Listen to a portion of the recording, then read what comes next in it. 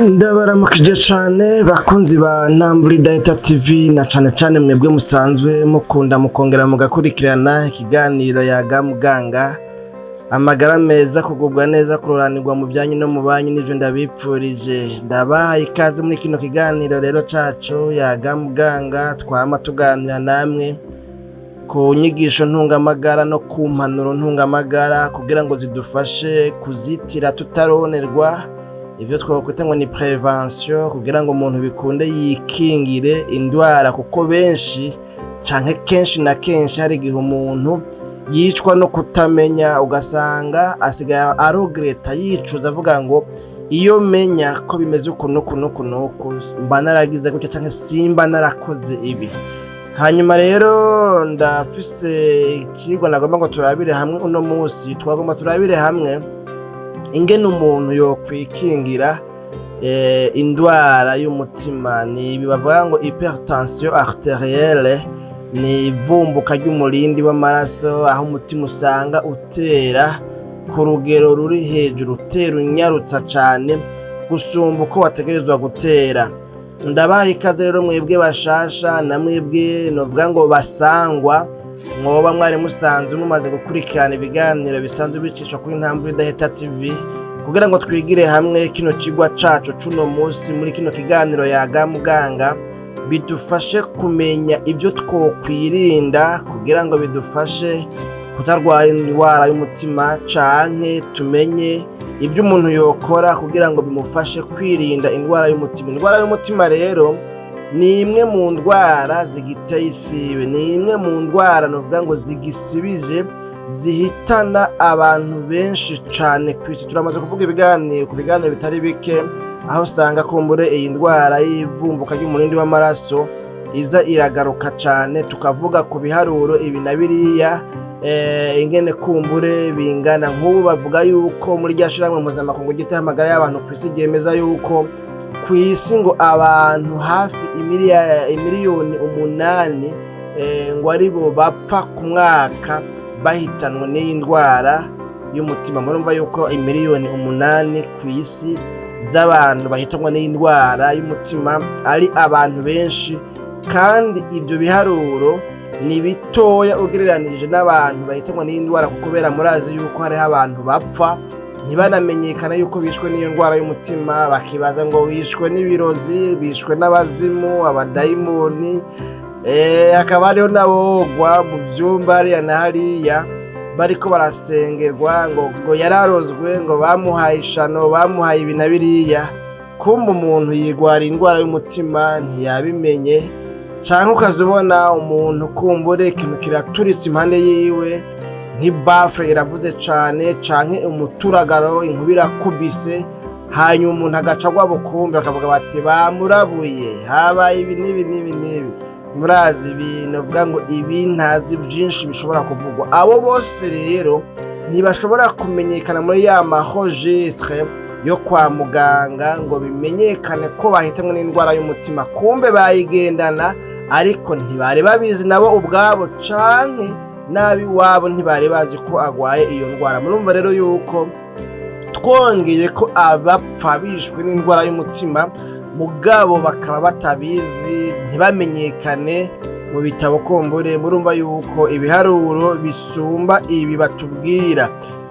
None rero umuntu yokwibaza ati none kwiyo ndwara ikaze, numva bavuga ngo indwara y'umutima irakaze yica nabi hitana abantu benshi.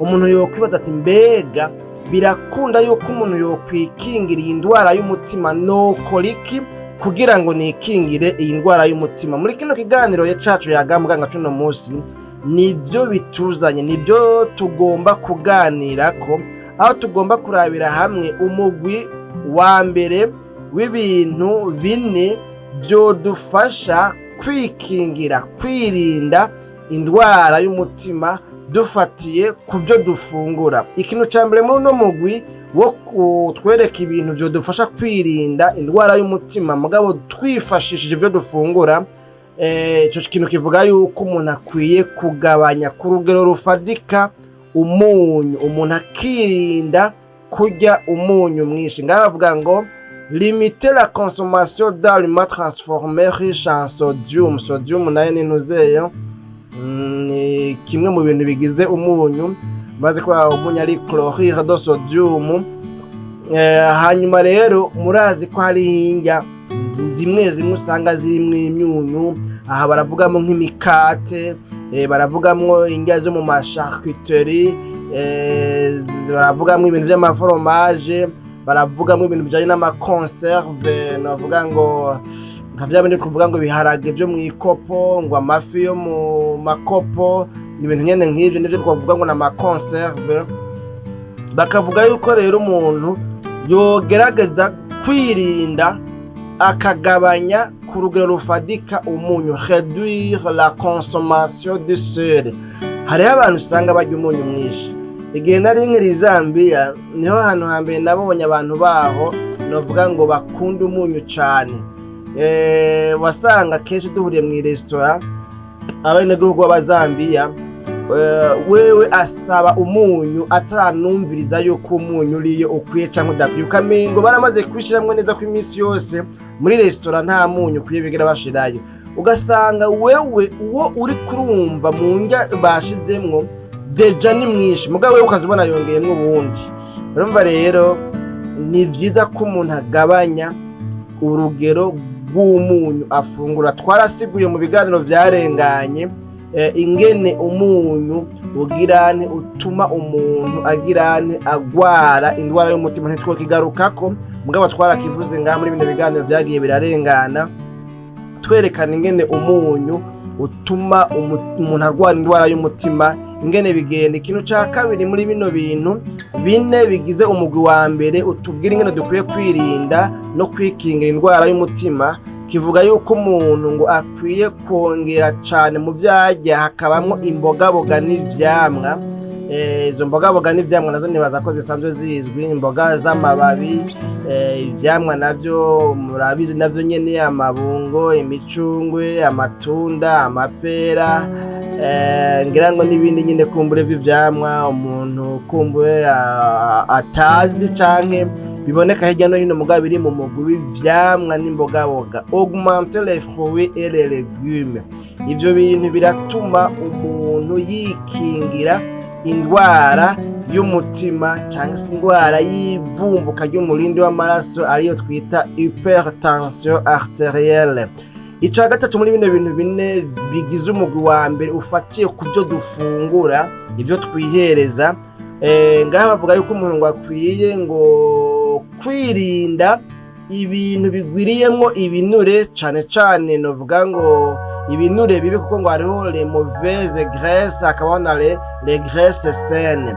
Hanyuma ngo umuntu akitwararika gufungura ibintu bigwiriyemo ngo ibinure vyiza, ibinure bidafise ingaruka mbi ku magara y'abantu. Ivyo navyo ngo akenshi ni amafi yo mu kiyaga hamwe n'ivyo bita ngo n'amawire vegetale, amavuta akomoka kumbure novuga ngo mu biterwa, kandi ayo nayo arahari. Murazi ko ari amavuta ava mu vyema kumbure, akaba n'ayandi ava no mu bindi kumbure vy'ibiterwa.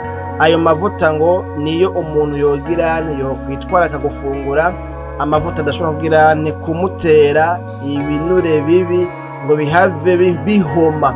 Ibinure bihomye hariya mu mitsi, mu mitsi twara amaraso, uca usanga rero imitsi yazivye imera nk'ikongana, hakaba cyo twita ngo ni vasoconstriction de veine. Hanyuma rero muri ico gihe urumva rero amaraso ntashobora gutembera yorohewe ku rugero yarasanzwe atembera. Ko ikintu ca kane muri no mugwi wa mbere ufatiye ku vyo umuntu afungura, dukwiye kugira ne gushira mu ngiro, tukirinda tukiyubara, ni ikintu kijanye ngo no kunwa alcohol, inzoga ziboreza, inzoga zirimwo umwambiro. Ibi navyo nyine ngo biragirane, birashobora gutuma umuntu agwara indwara y'ivumbuka ry'umurindi w'amaraso iyo atavyirinze. Rero il faut limiter la quantité d'alcool que vous consommez. Mbere ahubwo OMS yoyo, Organisation Mondiale de la Santé, ryashirahamwe mpuzamakungu ryita amagara y'abantu, ryemeza yuko umuntu kugira ngo abeho hakenewe ikinyobwa c'abazi. ibindi binyobwa vyose mubona banywa amaji, amasoda, izo nzoga n'ibindi, ivyo byose ngo ni question de loisir, ni ibintu vyo kwinezereza, vyo kwiryohera, ariko ubundi ngo amagara meza, ikinyobwa kimwe rudende rwa dege akeneye kugira ngo umuntu abeho neza ni amazi. Twaranabonye mu biganiro vyarenganye yuko ngo mu biseseka bw'amazi, parmi les liquides qui circulent dans notre corps, ngo usanga amazi afise ibice 60% ahubwo birenga.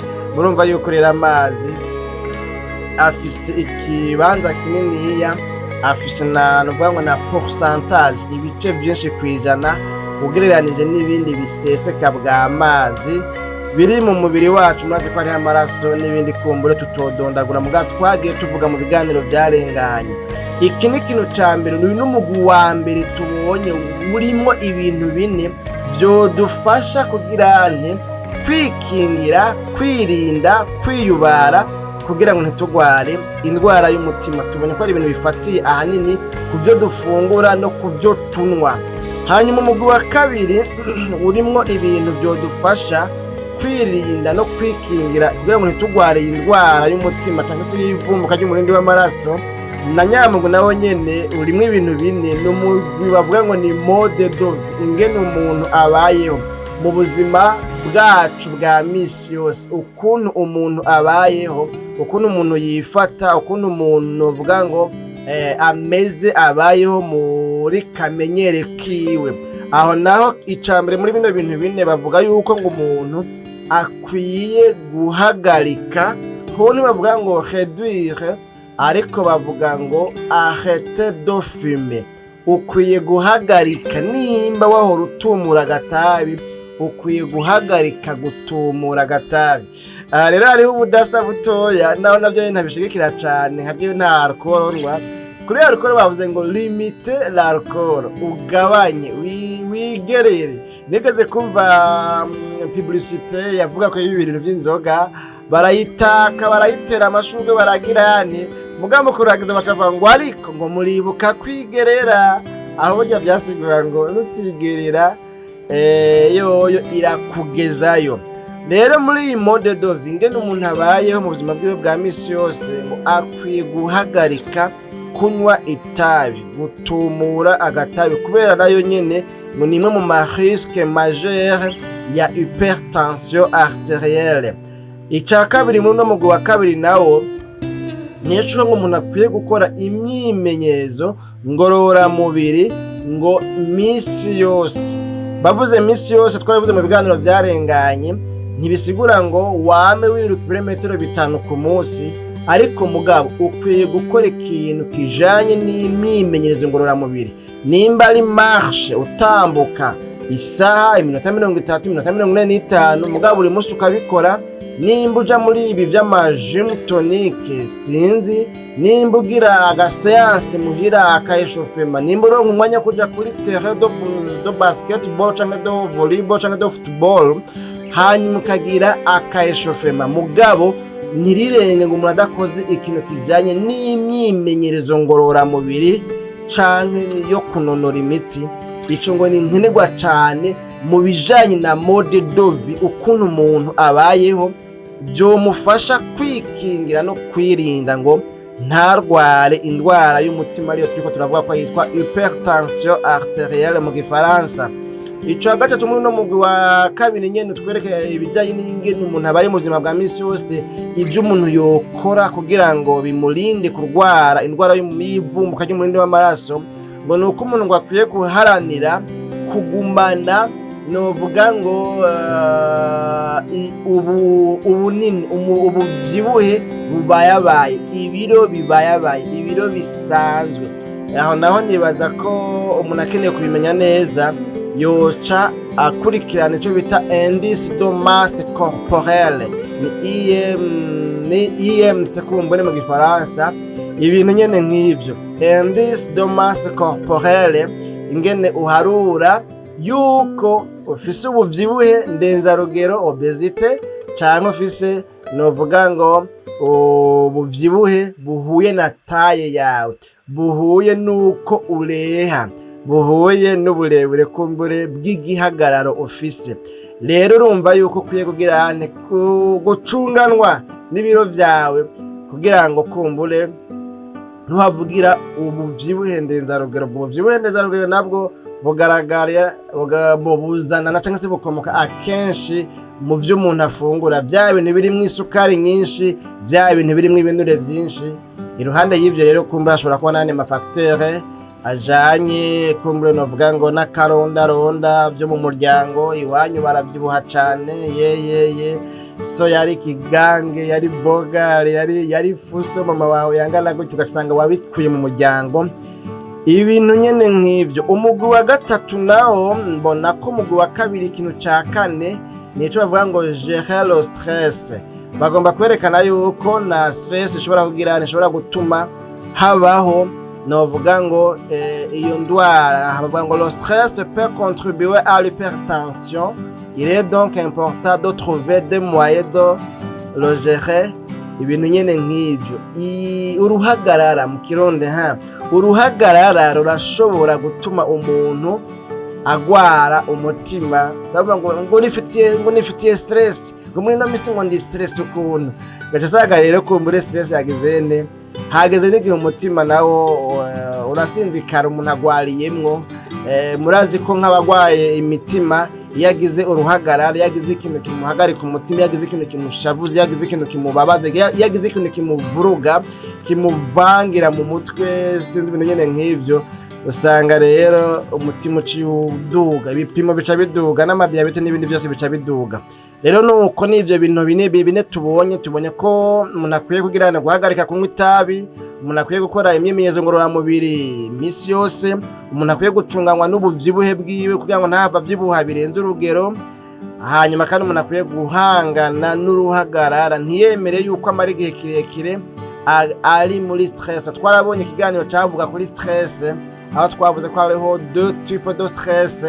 Hariho stress aigu, hakaba na stress chronique. Stress chronique ni stress imaze igihe kinini umuntu atararonka inyishu z'icamuteye stress. Ariko ugize stress kubera yuko wabuze amahera y'inzu ugaca uyaronka, ugaca uriha inzu, muri ico gihe iyo stress yari stress aigu, none ciyegira ntiba résolu, biciye bihera. Umugwi wa gatatu kandi ari wo wa nyuma nawo tubonamwo ibintu bishika kuri bibiri. Uyo mugwi nawo batubwira ngo nibijanye na surveillance. Umuntu yoba maso, yorikanura, hanyuma akaza arasuzuma. Bino bintu novuga ngo ni nk'ibintu nka bibiri kumbure umuntu yobamwo maso kugira ngo ashobore kwirinda ntava agwara indwara y'umutima. Muri ivyo icambere avuga yuko umuntu akwiye kugira akwiye kwipimisha, akwiye kugira igipimo gipima uko umutima wiwe wifashe, uko umutima wiwe utera. Mesurer régulièrement sa tension artérielle. Umuntu akwiye kuzarisuzumisha uko bukeye ukuntu umutima wawe utera, uko umutima wiwe utera. Gutyo bigufasha kumenya ngo kariko karaduga kano gapimo kerekana umutima ko utera unyaruka canke utera wikwega, ibintu bimeze uko bimeze neza canke bimeze neza. Gutyo rero ugaca usanga mugiye muracungacunganwa, uca ubimenya hakiri kare, bica bigufasha. Ikintu ca nyuma ari naco tugomba dusozerereko muri iyo ntumbero ya surveillance, nuko ngo umuntu akwiye novuga ngo kubonana na muganga. Nk'abantu usanga ubuzima bwaraciyemwo, baba bafise abaganga baba ngo consulter son médecin. Abo usanga bafise abaganga babakurikirana, igihe cyose agwaye aca yitura muganga, ugasanga kumbure niwe azaramuganirira, amwumviza, hanyuma akamubwira ibyo gukora. Abantu nk'abo rero urumva ni sawa. Abadafise nk'abo nabo no kuja kwa muganga rimwe na rimwe kavuga ati nzanwe no gupimisha, nzanwe no kwisuzumisha ngo ndabe ko meze neza. Mu bihugu biteye imbere usanga ngo no kujya tuvuga ngo contrôle technique n'amagara y'abantu nayo harabaho kwipimisha, ngo umuntu akaza atagwaye azanwe no kwipimisha ngo barabe yuko amagara yiwe ameze neza canke atameze neza. Murumva yuko rero abantu byagenze neza, ubuzima bwifashe neza n'isa mugabo kandi natwebwe sinibaza ko abantu umwaka wose uhera atagize ikintu ca controle y'ubuzima bwiwe ngo arabe ko bwifashe neza. Si bose bareka kubikora kubera ko babuze uburyo, ahubwo mentality mindset niyo isanga irimwo amakode no kuri bata umuntu atoshobora gukura. None rero nuko dusozera mu nyemeremere nk'ubisita ibintu twaboneye hamwe umuntu yokora mu ntumbero yo kwikingira no kuzitira ataronerwa kugira ngo ntabe muri za miliyoni zirenga 8 z'abantu bahitanwa n'indwara y'umutima. Twabonye imigwi 3 yurikiyemwo ibintu bishika ku 10 byodufasha kwikingira iyi ndwara y'umutima. Ibintu twabonye navyo nibi, twabonye ko kimwe muri vyo umuntu akwiye kugabanya cane urugero rw'umunyu afungura. Ibintu byose birimwo umunyu ukagabanya, ukarya umunyu muke cane ubaho. Ica kabiri twabonye yuko umuntu akwiye gufungura mu byo yihereza agafungura imbogaboga n'ivyamwa. Ica gatatu twabonye ko umuntu akwiye kuza akora imyimenyerezo ngororamubiri uko bukeye uko bwije. Twabonye ica kane yuko umuntu akwiye kugabanya inzoga. Ngaha bakoresheje kugabanya inzoga, ariko n'uwoziheba burundu ntaco yoba, n'abatazingwa turabayeho. Ica gatanu umuntu ngo yohagarika rero. Aha rero hose kugabanya no guhagarika burundu. Umuntu asanzwe anywa agatabi yohagarika kunywa agatabi. Bwa gatandatu umuntu yoza arakora novuga ngo imyimenyerezo ngororamubiri imisi yose, akagaragaza agatuma ari umwanya na muto mbwa akagira utu exercice physique. Ubwindwi umuntu yogerageza agacunganywa n'ubuvyibuhe bwiwe, ibiro vyiwe, akaza arapima ibiro akarabe ko atavyibushe cane. Uko azoza yiyongera ko ibiro amenye yuko ari ko azoba ariko aratera yegereza kuja muri wa mugwi waba abantu bahitanwa na ya ndwara y'umutima twabonye ko barenga imiliyoni 8 kw'isi ku mwaka. Kandi ubwa 8 twabonye yuko umuntu mbere yo kwikingira no kuzitira ataronerwa n'iyi ndwara y'umutima, umuntu akwiye guhangana n'ikintu twita uruhagarara stress. Umuntu akirinda cane iyo uhuye n'ikintu kigutera stress, ukagaragaza ukagwanya stress. Twarabonye ingene umuntu ashobora kugwanya stress mu biganiro byarenganye. Twarabonye ko abaja mu gisirimba baja mu gisirimba, abaraba agafilime bakaraba agafilime, abakina agapira bakaja mu gapira, abagira siporo bakaja muri siporo, abagira louange y'adoration bakaja muri louange y'adoration, abaja kumarigara bakaja kumarigara bagatera inkuru. Ariko umuntu agakora ikintu cyose gishoboka. Abasoma ibitabo bagasoma ibitabo, aba youtubere nabo bakaja ku ma video bagafata video, bakaja kuri kamera bagafata video kugira ngo bagere le stress. Umuntu akora ikintu cyose cotuma yibagira iyo stress mu ntumbero kugira ngo iyo stress ntiyabimutera kurwara indwara y'umutima. Ikintu c'icenda twabonye yuko umuntu yoza yipimisha igipimo c'umutima, agaraba yuko tension arterielle yiwe yifashe neza. Ubwa nyuma twabonye ko abo bikundiye, mbere n'uwo twovuga ngo ntibikundiye nawe nyine yogerageza akagerageza uburyo bwose akaza agira igipimo kwa muganga, akabonana na muganga bakaganira, akamubwira ati je bimeze uko ngira inama y'ingene norushiza kugira amagara meza. Bakunzi bayaga muganga, ikiganiro cyacu cy'uno munsi cyari giteramishije na jewe Janvier Manirambona, murangitunganya nkongera kibashikiriza akaryoshe ntigahora mwitama. Aha niho tugarukije kino kiganiro cyacu. Mukaba mufise ibibazo canke mufise ivyiyumviro mugomba kutwunganira, tubahaye kaze muri commentaire canke mubicishe ku nimero yacu ya WhatsApp nayo nyene iri muri description de la video. Navuga ngo mwidondoro w'iyi video canke mwidondoro warono rubuga rwitwa indwâra TV, gutyo muzoca muza murakurikirana ibiganiro vyacu kandi mutumenyesha n'ivyo mwipfuza, amakomantere canke musiguza aho mutasobanukiwe kuvyo tuba twavuze. Nuko rero tuzosubire kubonana muri kino kiganiro yaga muganga canke no ku bindi biganiro bisanzwe bicishwa kuri no rubuga na Gahwane.